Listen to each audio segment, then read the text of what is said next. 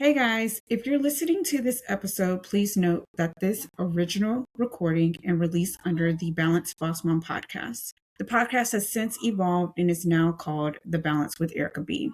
This is a previously recorded conversation that I believe is truly worth hearing, listening, and seeing. Please disregard the introduction where I reference to the Balance Boss Mom podcast, as this episode was created before the rebrand. Again, guys, I want to thank you for continuing this journey with me, and I hope you enjoyed this episode. Bye, guys.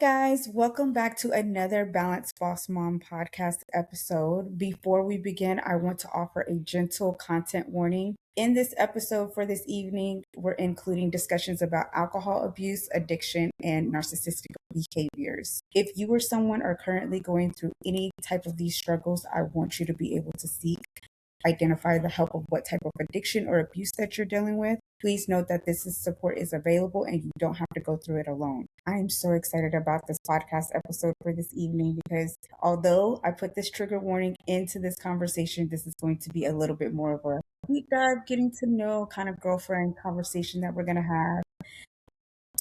Without further ado, I am going to welcome Anne-Marie. Now, Anne-Marie, I want to get into it. Let's start talking about this conversation. So you have now been you will be my 51st or 50th guest so far. My podcast just hit 1 year, so you can only imagine how excited I am. But I wanted to choose this conversation because it surfaced around resilience, about identity, and pretty much getting back to yourself again and again. Sometimes we don't take the time to get back to ourselves. And I think this episode for us is going to help us choose ourselves again, even when things are hard. So I want to get into who you are, where you're from, so the guests can know about you. Yeah. Oh my gosh. Thank you so much for having me, Erika. And what an honor to be here, and what an amazing, amazing milestone for you. Congratulations. 1 year of doing anything is really hard. So congratulations. Kudos to you. That's Thank a big you. deal. This has been a year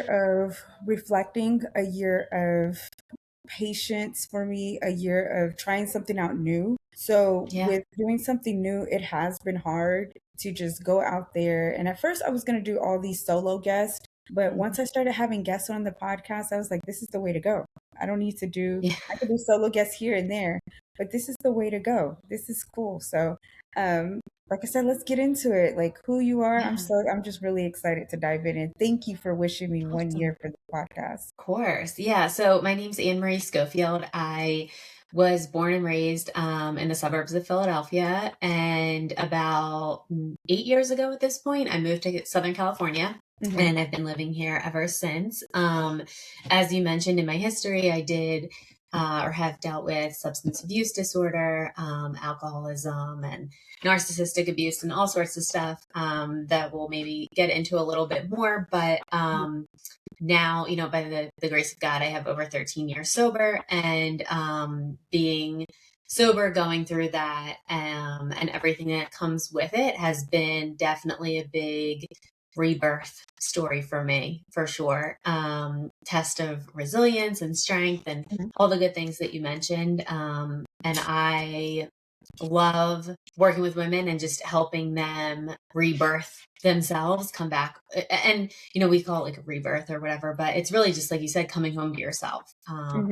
We all have things that happen in our life and situations and things that shape and change who we are. And I think as women, we get to a point, maybe in our late 30s, 40s, 50s, where we realize like maybe how we've been acting isn't really who we are. And we should go back to who we really are. Well, first and foremost, I want to congratulate you because that is a huge milestone. 13 years being sober is amazing. And I want you Thank you. to know that I am a full supporter of you and I congratulate you on that as well. Thank you So, so much. and I know being sober, it takes a lot. It takes a lot on your mental, it takes a lot on you physically, it takes a lot on you socially. So, can you take us back to what life looked like during those early years, like in the beginning? When did this all started? Yeah. So, to go like back to the beginning, I started drinking when I was 14 and drank like through high school and through college, and probably wasn't like what you would think. I think there can be stereotypes of like what an alcoholic or like what a problem drinker looks like. A lot of times we think of like someone with like a bottle in a bag, like sitting under a bridge. When I was, 23 years old, that wasn't me. But I definitely had a lot of consequences for my drinking. A lot of things happened. Things weren't going well in my life. My parents had an intervention for me. Hmm. And so I went to AA to get sober. And so that was kind of like the start of me getting sober. In the early years, I think that's what you're asking, right? Like, what did it look like in the early years first getting sober Hmm. and everything? Yeah. So I went to AA and started like doing that whole thing, getting a sponsor, working the 12 steps. And for me, that was really pivotal in identifying kind of what some of like my challenges were, realizing why I drank and all of that, and finding new coping mechanisms to like not pick up, and new social skills, and meeting, because it's very interesting, like if you've never gone somewhere and Hmm. been like completely sober, and then you stop drinking and you go places and you might be the only sober person there, it's almost like relearning how to socialize. I know that sounds kind of funny, but it's like you're just relearning how to like interact with people Hmm. without anything in your system. So the beginning, the first couple years looked, I'm not gonna lie, they were hard. But I did have a good support system. I did have a relapse when I was about 9 months sober, and then I went right back to getting sober again.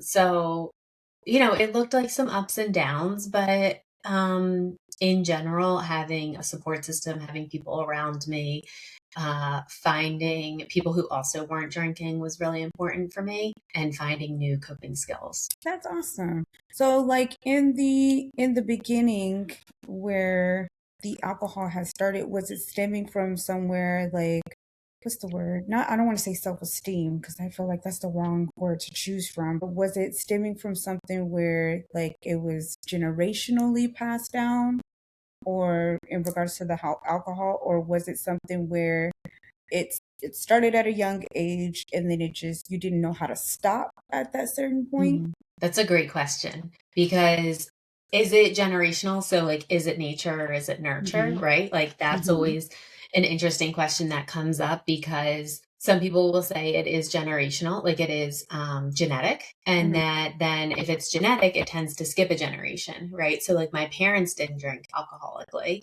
but there were other people, grandparents who did.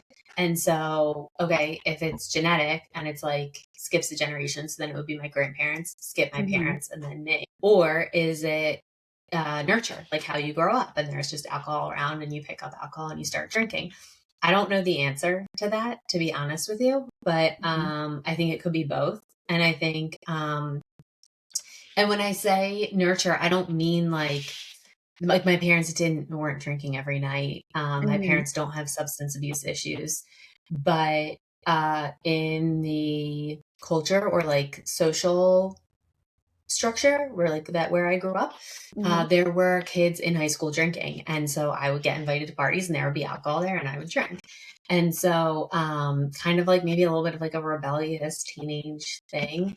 Mhm. Um, and some of it did come from anxiety, right? Like I was kind of a shy kid. I was always like a little bit overweight. So I just had some anxiety, and felt uncomfortable talking to boys and all that Mhm. stuff. So it's, I want to say it's almost like the perfect storm, right? Like maybe there was like a little piece of genetics and a little piece of socially and a little piece of my own anxiety and a little piece of Mhm. alcohol being available. And it all kind of worked together to create this scenario where I drank problematically. So were there moments or tiny moments that led into you getting the intervention that happened to leading to your sobriety? Yeah, there were things that consequences, right? Like me having to call out of work because I was hungover, or me, missing the train to come home from work because I was too drunk, or, Mhm. things happened, that my family saw, which led to the intervention. So,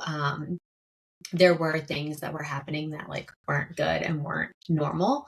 Mhm. Um, and so that kind of led up to them like stepping in and being like, this is basically, I was living with my parents at the time. And so they were like, Mhm. this behavior cannot continue. Like, if you want to stay here and live with us. So there was an ultimatum. And then I I was went just about to ask to that. I AA. was like, was it going to be like an ultimatum to saying, like, if you were staying with somebody, or even if you had friends that said, like, sometimes the saying is you have to learn from a distance, Mhm. when things are going in a difficult path. And that was my next question: was there something that had led to that ultimatum? And you just answer that with like your parents gave you that ultimatum saying, hey, you can't keep doing this. If you want to live a different life, then kind of like we'll love you from like a distance. So Yeah. again, I'm so happy that this story is going to end such a great chapter in learning more about you today. And getting sober is one thing, but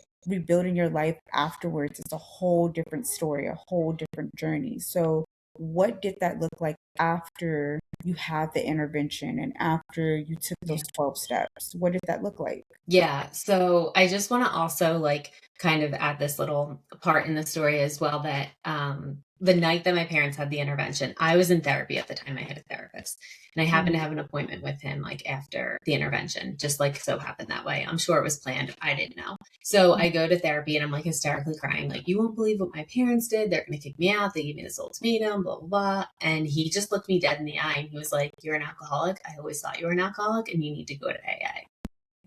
And Oh. so that was pretty like eye opening, because when you're in that situation, like you can look and be like, oh, my parents are being too hard on me. Or I had friends who were like, it's not that big of a deal. They're overreacting. But like when this Mhm. neutral third party looks at you and has, at that point, I'd been seeing him for a couple months. This wasn't a stranger or a new person. So Mhm. he was like, no, this is the deal. Like, they're right. You're wrong. And there was a little part of me that was like very relieved, because from my experience, like when you know something's wrong and you don't know what it is, and someone else points out to you what it could be, there's this Mhm. little part of relief of like, oh, maybe that's the thing that's wrong. And I just didn't know. Like maybe that's what it is, and it'll Mhm. fix things for me. And it did. It fixed a lot of things for me. And I bet, um, some people don't even take the time to actually, either they're too afraid to say they need the help that they need or to go into therapy, or just saying like, hey, I know something's wrong, but I'm too afraid to say something's wrong. And so I want to talk about, like I stated, the after effects. Like, how did you rediscover who you were without alcohol? Was it kind of being more disciplined and having that self trust within yourself again to kind of like start rebuilding that self trust for yourself? Yeah. So self trust has been an ongoing journey for me. And so when the alcohol like first comes out of the picture, right? Like I go to AA, I start getting sober, I'm working with a sponsor, I'm not drinking. That solved like a big part of it, right? Because now I'm like clear headed, I can make clear decisions, but like all the reasons that I drank were still Mm-hmm. there. So like this scared little girl who's shy, the girl who like feels overweight and feels awkward talking to boys, like she's still in there.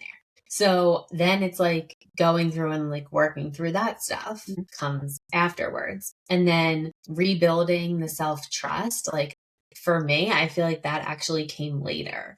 And it started with like, when I first got sober, like I didn't go places that had alcohol. And then now I can. And I can go to places and like it doesn't even faze me or bother me if there's alcohol somewhere. But that took a long time to get there. That wasn't like right away. And that ability to show up in those places came from rebuilding self-trust. And so how do you rebuild self-trust? I think it's kind of like, a three-pronged approach of like putting yourself out there, testing the waters, like seeing how you feel in different situations. Second is like learning from them, like, okay, what felt good, what didn't. And then the third is like, can I do it again? And then like just rinse and That must repeat, have like put been yourself. really hard. That must have been really hard to like, you're going into, let's say, for instance, certain outings with your Mhm. friends or your family, and they probably had to watch themselves like having a glass of wine to make sure it's not triggering you, or men like to drink beer, so that could have probably triggered you, and I knew that probably was kind of hard. And Yeah. so did you were you able to create a new identity with saying like, hey, I can do this, I can get through this? Or was there times where you had to go back into your AA meetings and say, you know what, I have to, it's happening, I have a trigger, it's coming up, or you felt like that anxiety coming up, and go back to your AA meetings to just kind of get that out? So I went to AA consistently for 9 years. So I went like, and when I say consistently, I mean like once or twice a week. So I Okay. was pretty regularly like showing up and sharing when things were bothering me and things were triggering me. Mm-hmm. Um, and I would say that like kind of what changed for me in the last like couple of 4 years or so since I made the decision to stop going to AA was that I focused a lot more on like coping mechanisms for myself. So AA is really great in a lot of ways. Like I said, like helping you identify why you drink, triggers, finding new community, stuff like that, coming up with some new coping mechanisms, some new like social skills and things like that. And then I think there's like another part of like, so how do you self-soothe? Like now that like the alcohol's down, now that you've like done the work and you kind of are self-aware, like when triggers come up, and they do, and they still will, like how do you deal with that? So Mm-hmm. finding, and um part of my recovery was that I was on antidepressants for a long time, an anti-anxiety medication. I was on Lexapro for a long time. And I think it's almost like 3 years ago, with the help of a psychiatrist, got off of those medications. So Mm-hmm. at this point in my life, I don't know how else to say it. It's just like raw, like life is raw for me. Like Mm-hmm. I don't do anything to not feel how life feels. I don't take any medications. I don't drink or do any drugs. So, finding things that work for me that are going to help me to like downregulate, help me when a trigger comes up. And those have been like breath work, taking walks, sitting on the vibration plate, taking naps, meditating. Like there's so many things that I do now. And, Mm-hmm. it kind of sounds funny. Like I'll be like, oh, I have to go, I'm going to get a facial, or I need to go take a yoga class or whatever. And people are like, you're always doing stuff. And I'm like, yeah, this is how I take care of myself today. It's self-care for you. It's something that makes you feel happy at the end of the day. And I wish that people would be so more, um, I would say, approach with kindness, especially when somebody is going through a tough time, especially like with an addiction or anything that just may seem like a trigger or anxiety. And you've came out on the other side with building a successful business with like your massage practice, which I want to get into because I want to go into a Mhm. lighter note here.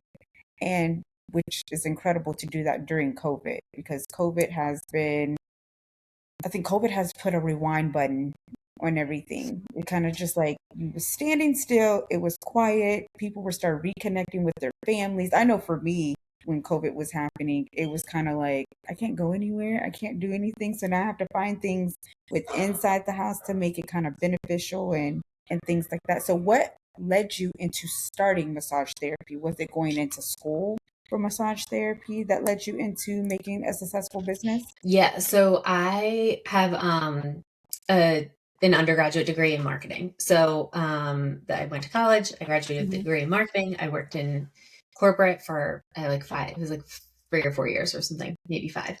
Hmm. And I was miserable. And this was like when I I think I was sober at this point, and I was meditating one day and I was like, what am I going to do? Like, I don't like what I'm doing right now. And it literally just popped into my head to go to school for massage, and I followed it. And I went back to school and I got a certification to be a massage therapist. Mm-hmm. That was a while ago at this point. Then flash forward, I move out to California. I get my license in the state of California to be a massage therapist. I'm Mm-hmm. working for someone and COVID happens. And at the time, the state of California said that massage therapists weren't allowed to work for 10 weeks or something. So I go home and like, it's hard when you're working somewhere and then you're told like you can't work, right? Mm-hmm. No, irregardless of where you live. But I live in Southern California. It is not inexpensive to live here. So I'm like, what am I going to do? Like, I can't not work. Like, that's Right. insane. You And I've can't, also, yeah. You can't yeah, not work because COVID let it. I remember COVID was just, it was such a gray area. I remember getting laid off during COVID, which was crazy to me because when COVID happened and I went to work and I had a coworker call my phone, she's like, everybody's like getting laid off. And I was like, whoo, I was like, thank goodness I'm not getting I'm not getting laid off. And sure enough, I had got this weird phone number pop on my phone, and I was like, I'm not answering. When you get a weird number, you're like, I'm not gonna yeah. answer it. Hmm. And sure enough, they were like, Hey, Erica, we regret to inform you we're gonna have to lay you off. And I was like, Oh, and I walk into because I work from home, so I walked into the living room, and I had told my spouse, I said, Hey, uh, we got to talk. And he was like, hmm, well, what? What's happening? I said, I just got laid off. He was like, wait, hmm. what? And I was like, yeah, they just laid me off due to COVID. And I don't know how I made it happen, but I made it away. So I commend you as well. we, we all made it happen, right? Like, Hmm. I think that, as crazy of a time as it was, resilience came through, I mean, it was scary, but we all made it. And I feel like it was kind of a good thing that COVID happened because I said, you know what? And it was like maybe a week or two before. I said, if anything happens with my job, I said, I'm going back to school. And I Mm. ended up going back to school. I got my associates with medical billing and coding, and then I'm finishing almost my bachelor's with healthcare administration. So I was like, Oh, that's amazing. I'm going to do Congratulations. it. Thank you. And like, Yeah. there's so many avenues with healthcare administrations because I'm still trying to figure it out. Do I want to do mental health? A lot of people Mm, tell me don't do mental health because it's stressful on your brain and you're going to need a therapist to have a therapist to have another therapist. So I was like, mhm, okay. And so I commend you for making this business throughout COVID because a lot of people probably didn't know what to do in that time frame. mhm. Yeah. Yeah, it was, thank you. I agree. It was crazy. But yeah, I ultimately decided to start my own business, Mhm. doing massage therapy, and I started mobile, so I went to people's houses, which was cool and, like, very successful at that time. Yeah, it was great. And so like with massage therapy, what have you seen like kind of change versus like, when COVID, when you first started, it was something where you started a business, you're leaving corporate America. I'm sure that was kind of scary to leave corporate America, which, like you said, you were miserable working there. And sometimes you have to find something that fulfills your passion. Mhm. So when you started, how did you see it like transform from post COVID to now with massage Yeah. and your business? So my business changed a lot. So like I said, I started out mobile and I'm like driving all over, doing all this stuff. And then I got a location and was doing that. And at the end of 2021, it was a very successful business, but ultimately, like, I had poor boundaries Hmm. and felt like I was basically running on like fear and adrenaline because, in my opinion, like, the government could say at any time that I couldn't work again. And then what the heck was I going to do? And I just spent all this time building this business. And ultimately, I kind of like had a breakdown and was like, I can't do this anymore. And I woke up one day and I closed the business. Now, in retrospect, I would handle this differently today, but at the time, it felt like the best decision for me. I Hmm. went and got a job. Like, I was like, I need a salary, I need health insurance, I need to start going back to therapy, I need to take care of myself. So that's what I did. And I got a job and like it was fine, and it did like what I needed it to do at the time. Mm-hmm. But as you said, like massage, I believe is my gift. Like I think that we all have gifts inside of us that whether you want to use them or not, they are there, and there God will find a way to make sure that you use them. So Right. near the end of 2023, it was kind of starting to come on my heart again to like start doing massage. I missed it. I missed working for myself. Had been, I found myself back in corporate America. I didn't want to be there again. Like, what the heck am I doing? And I was like, I'm gonna just start doing massage again. And I got laid off from that job, so it all worked out. And again, I started doing mobile again because like I didn't know, like I just lost my job. I didn't have income to like get rent and like have a building again, brick and mortar. And Mm-hmm. so I started doing mobile again, and that this time it lasted like 2 or 3 months. Like I was like, this is like I can't do it. Like Southern California is so spread out, traffic's insane, like it's too much. So I got a location, and I actually also took like 2 part-time jobs while I built the business so that I had like some income so that I wasn't like starting again on this like fear and adrenaline. Like I have to make this work. I have bills to pay. I have stuff I have to figure out. Like this needs to work. So I had 2 part-time jobs and then started building the business slowly. So I would like take a couple of clients a week, and then I slowly built it up. And then it was like 10 clients a week, 17. Now it's like 20, just over time. And now at this point, April 2026, it's the full time what I do. So I've been able to release the other part time jobs and just 100% do it. But it's so what's different is like I'm different, and I built it more sustainably. Like I slowly built it up, and Mm-hmm. I knew what I needed to take care of myself. Like I needed to have set hours that I work.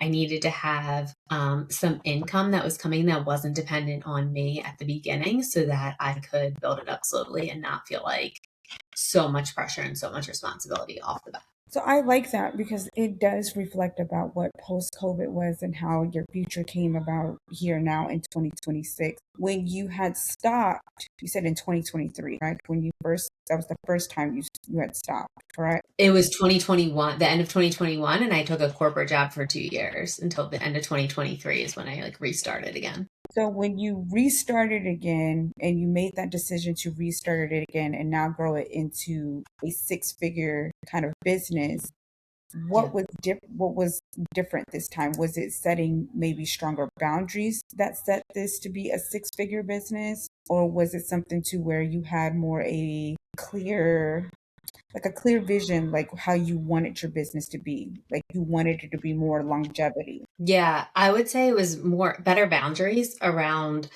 um, the times that I was working. So previously, when the business was open, I was a lot more flexible because people would call me and be like, I'm in serious pain. I can't walk. Can you please help me? And they would, I would say yes because I felt bad and like, Mhm. and now I just am a little bit more like, these are the hours that I work. This is the time that it's available. Like if someone calls, obviously if I'm able to accommodate them, I will. But I try, to encourage people to book online or, reschedule if there's a cancellation or something like that.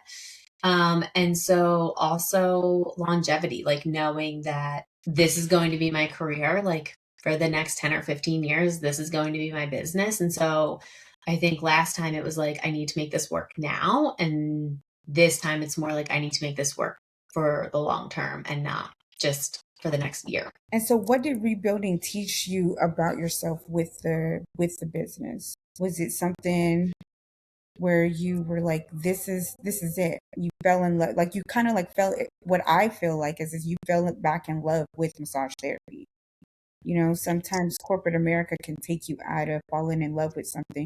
And I'm kind of like in that season right now for myself because I'm like, hey, I'm at this job for 3 years and I'm like, I really love podcasting. And so I'm Mm, nervous to be like one day to just quit everything because I've always had a job that has like insurance and, something to fall back on. Versus with podcasting, you don't know if it's going to be that longevity versus when everybody tells you, like, hey, I think you got something really good. So, what's yeah. that rebuilding process like for you? Yeah. I mean, here's if you want my unsolicited opinion. you can always go back and get a job, right? Like if you leave and you go to podcasting and after 6 months or a year, you're like, this isn't working, you can always go back and get a job.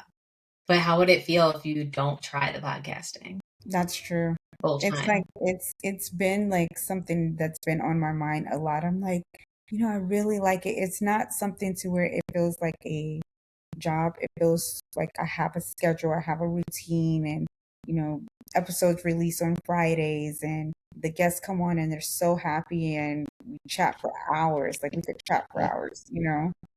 And it's Yeah. kind of like that scary push where it's like, okay, if I leave this job, I'm thinking about my kid, how I'm gonna Hmm. survive off of just podcasting with the kid. It's just I'm scared to make that jump, but I feel like that jump is coming Yeah. into that season for me. Yeah. Yeah. It can be scary for sure, right? To make the jump and to see. And so for me, this second time when I reopened the business, I had a lot of people telling me, like, just go get a job. Like, don't, like, you don't need to restart the business. Like, you don't need to prove anything. Just go get a job. It's fine. And I was like, no, I don't want to. Respectfully, I don't want to. I'm not doing it. I'm going to make this work again.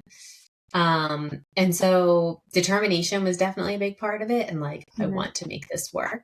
And I think, to be honest, like, there is part of me, like, I wanted to prove to myself that I could do it again. I think when you've built something Hmm.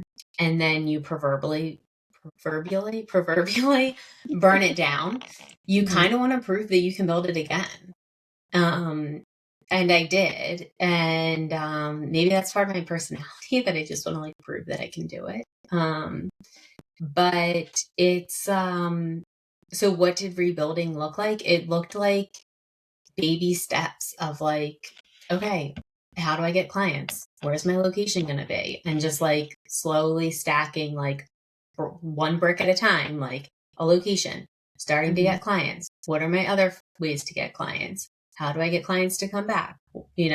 Slowly, brick by brick, rebuilding it again. It's almost like when you're rebuilding, like you stated, it's kind of rebirthing, like we were talking about earlier, about rebirthing the situation and rebirthing the I don't want to say the challenges that comes ahead of everything, but I feel like when you have that challenge and you have that expectation for yourself and you meet it, it feels so rewarding and so successful.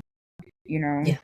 a lot of times I feel like what happens is corporate America has started to feel like it's almost a number. You feel like a Mm, number all the time. And it's like when you become that number, you're like, okay, I'm doing the same thing every day. I'm not moving up. You're paying me pennies. I can't live off of pennies, because I live in mhm. Texas. Texas is I don't want to say expensive, but sometimes I'm like, man, I don't want to live like this anymore. I want to be able to have the freedom. And I see all these different businesses where they're like, okay, well, if you pay me $300, I can teach you right here, right now, how to make a six-figure business. And I'm like, I don't want to pay 300 to pay, to learn how to make a six-figure business. I feel like I want to learn how to do it by myself and have that rewarding for myself instead of paying somebody to teach me how to do something where we have all these resources now and AI is a little scary too. Yeah. So I will say, like, I did have support and people that I hired to help me, like business Mhm. coaches and stuff like that along the way, because this is another part of my personality. Like, I don't want to take the long road. Like, if I can pay someone to tell Mhm. me the shortcut that's going to get me the answer, I'm going to pay. And so for me, I wanted to hire coaches. And so I did. And that's something that I've continued to invest in for myself. Because also I'm the first entrepreneur in my so I don't have people that I can turn to and say, like, hey, how did you do this part? Or like, how do you handle this part of business or working for yourself? Like, I don't have those people to look to. So I Mhm. needed to find them, because it can be lonely if you're by yourself trying to build something that no one else can see except you and no one else can relate to except you. And they're Mhm. outside you telling you that you should do it differently. And you're like, you don't know That's what happened you're to me. doing. Yeah. Yeah. That's happened to me so many. You can only imagine. It happened to me so many numerous times where they're like, Erica, you can just do this full time. And to me, like I said, I was like, I don't know if I can. I'm still in that doubting. Like, I don't know if I can do it full time because I'm like, I have all these factors, bills come into play, and then my daughter comes into play, and I'm still working on getting out of that fear, getting out of that uncertainty, and just jumping and doing it. And I feel like I said, I started off doing solo, and then now with the guests, and I love how that kind of compares to when you first started with the massage and going into building this six-figure business. Mhm. So, before we wrap up our segment this evening, I want to ask you, what is some words of encouragement that you would like to leave for someone who possibly feel like they're at the rock bottom or facing a major restart? And what would you like for them to hear today? Yeah. Right when you are facing a reset or you feel like you're at rock bottom, it can feel really, really scary. And it can feel like you look up, like imagine you're at the bottom of like a pit and you look up and all you see is like how high it is and like how much it's going to take to climb out. But everything's like one step at a time. Like you climb out of the hole one step at a time. You build a business one step at a time. You decide to go full time on something one step at a time. Like nothing happens all at once. So I'm also building like this coaching program because I helping people who are in corporate who want to leave and who want to start their own thing. And it's like I'm super excited. It's launching in 2 months, but as I'm building it, it is taking so long. And so, but that is the part of it. Like everything in business takes longer than you think it will. Everything in life takes longer than you think it will. I didn't wake up at 13 years sober like when I had 2 days. Like it Mhm. just takes longer than you think it will. Everything Mhm. does. I Yeah. like that. Well, Anne-Marie, your story is such a powerful reminder that no matter where you've been, what you've gone through, you have the ability to rise again. I want to thank you for sharing your journey so openly and for the work that you've done to support not only other women in creating lives that they truly love, but creating a passion to get back into yourself. If this episode resonates with you, make sure you connect with Anne-Marie and learn more about her group coaching program launching this June. And I would love for you to talk about that here in just a second. If you love this conversation, don't forget to like, comment, and share this episode with another mama who might need to hear this message today. It truly helps us reach more women who are ready to rewrite their stories. Also, be sure to check out my Amazon storefront along with the partnership with LiveWave, and I'll have everything linked for you in our show notes. Before we wrap up, let's talk about your coaching program that's releasing in June. Mhm. Can you share that with our listeners for this evening? Yeah. So starting in June, I have a group coaching program that is going to be capped at 5 people. So it's small, it's intimate.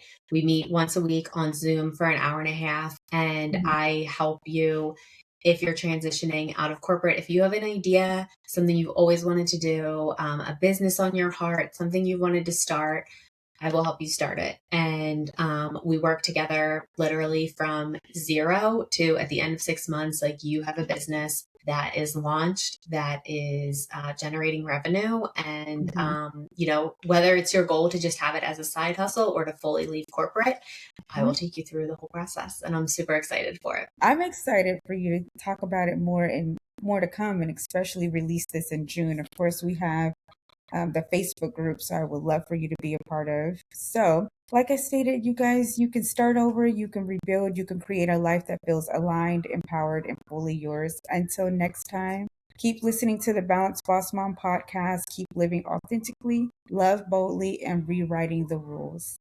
Bye, guys. Yay!